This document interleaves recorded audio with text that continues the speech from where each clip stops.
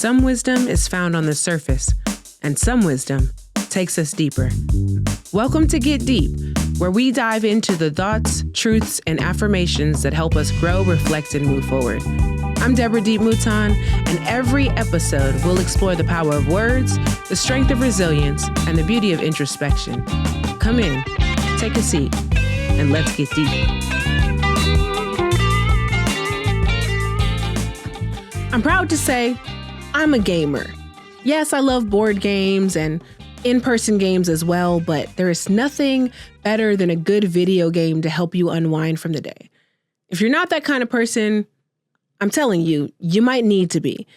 I was a teacher for over 20 years, working with some of the most difficult students, not by my own measure, but by outside measures that there were to teach.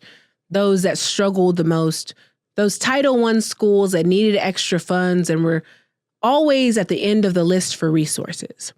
I had to be creative, and oftentimes my students came from hard home lives that also needed to be navigated. They pushed my buttons, they stretched my patience, and coming home, sometimes all I needed to do was shoot a zombie. Enter Gears of War, my favorite video game. I watch for every update, I play every storyline. I can't really play games where I shoot other humans. There's just some disconnect for me that doesn't really work. But monsters, I have been trained to assassinate monsters from my very, very young age of fighting the thing underneath my bed. And this game, for me, does a little bit of both. It both gives me a great plot line, but it lets me get out some of the anxiety and angst I have in working in difficult situations. I'm not one that's going to go to the gun range. I'm not one that usually looks for external ways to get out violence, but sometimes you have to let the steam out. You have to be willing to take the edge off. And it's, for me, one of the best ways of thinking about embracing that there needs to be a space for a little bit of rage in order to process showing up as a kind person. What for you is your way to let off steam without hurting someone else? We all have our vices, but I think there's healthy ways that we can invest in that allow us to be able to be better people and also see all sides of our emotions. Because let's be real, even Jesus flipped over a few tables or two. Thank you for joining me on this journey today.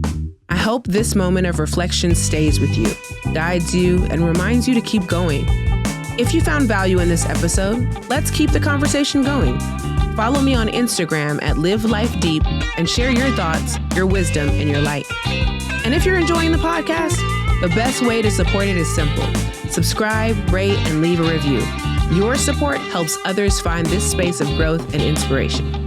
This has been a Gemini's production. You can explore some of the other podcasts on the network by going to GeminisProductions.com or following on Instagram, TikTok, or YouTube at Gemini's Productions. Until next time, remember, you've been given today. What you do with it is up to you.